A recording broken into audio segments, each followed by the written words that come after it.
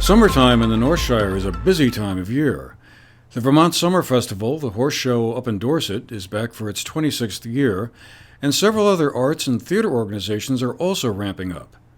One of them is the Weston Playhouse, which is already into its 83rd Summer Festival with a series of main stage productions and others at their Walker Farm stage, which opened last year. We paid a visit there recently and asked their newly arrived executive director, Susanna Gellert, to walk us through the summer shows that will be staged there. So we're about to open I and You by Lauren Gunderson, which is an incredible, recently written play about two teenagers who develop an unexpected relationship. And it's this incredible play that when I first encountered it, I simultaneously laughed and cried just reading it. So it's an incredible production. So that's about to open. Then on our Playhouse stage, we'll be opening Oklahoma in mid-July.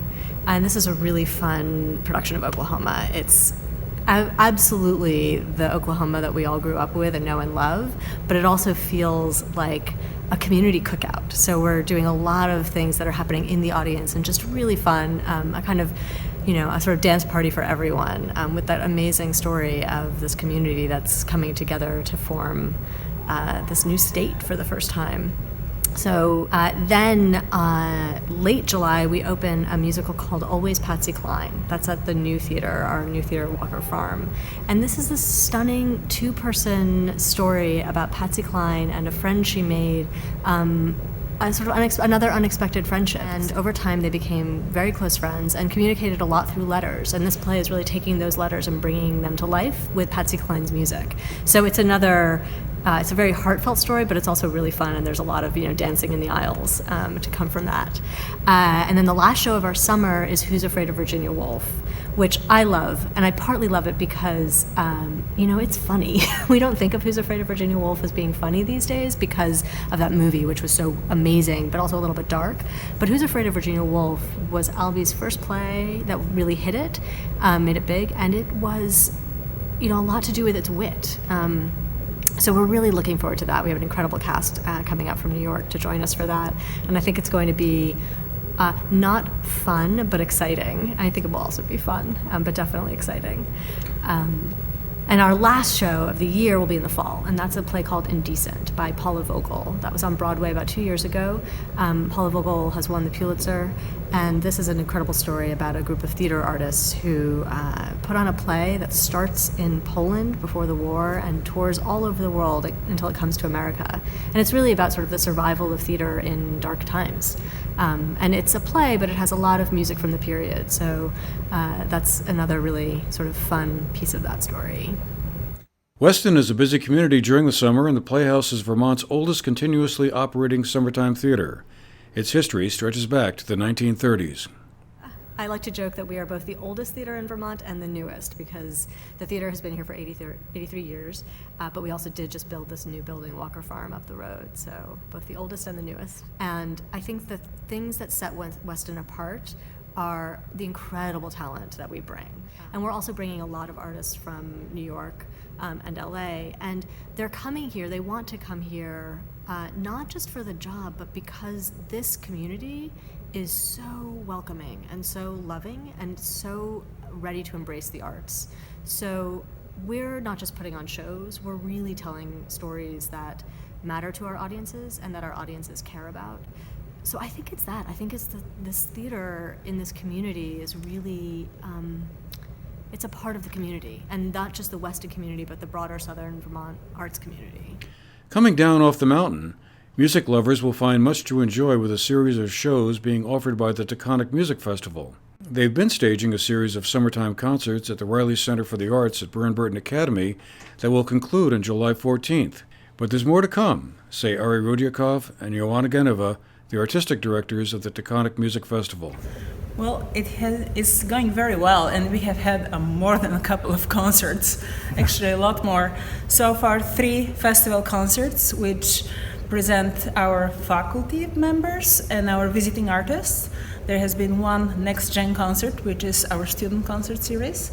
There have been 2 master classes, performance of our students at Bromley Manor, at Equinox Village, at Equinox Terrace.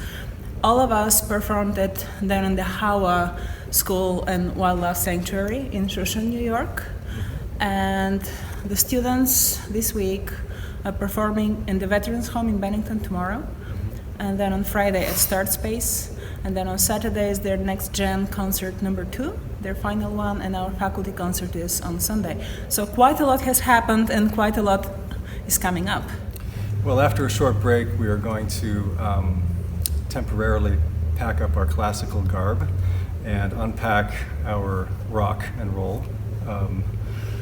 Guilty pleasure, you might call it. And so on August 16th at J.J. Hapgood General Store, Restaurant, and Beautiful Grounds, 7:30 in the evening, we are doing Better Off Lead with Taconic's electric strings and Jonathan Newell's terrific band, who are going to come up and play and just, I think, really rock Peru, perhaps in a way that they never have.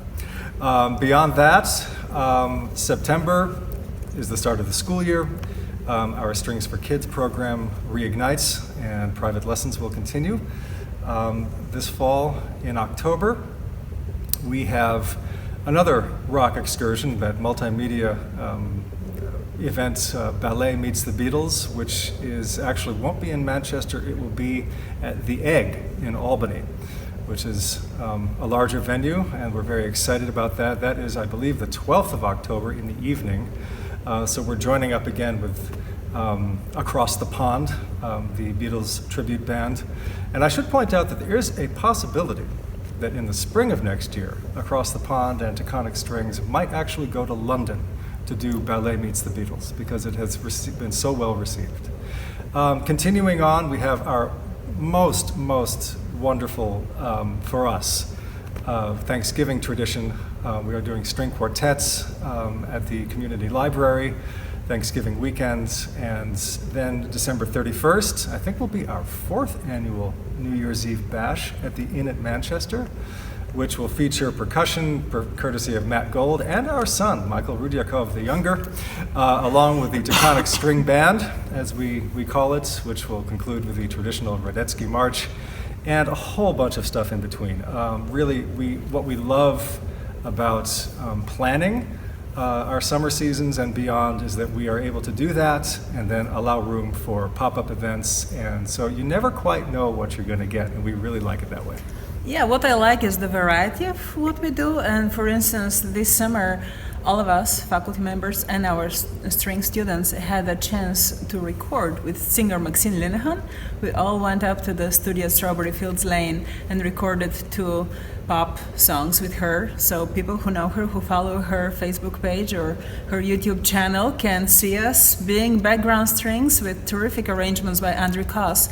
And Maxine is also doing a show with songs of U2 at the Arkell Pavilion at the Art Center on August 30th, and I'm one of the string players. It's a small string section in the band, so it's versatile, it's exciting. Our students were really thrilled to be in the studio and to perform different kind of music, not Beethoven, but to actually do Linkin Park with the song Numb. It's called Numb by Linkin Park, yes. It's the variety is exciting. The clock strikes 2. And that's not all. The Wednesday concerts on the Green are back. Held every Wednesday afternoon starting at 6 p.m. on the Town Green in Manchester, the concerts are free of charge and showcase local bands. The series kicked off on July 10th with Bubbaloo Tuggett and the Mountain Cats. They'll conclude on August 21st with Saints and Liars, who performed there last year as well.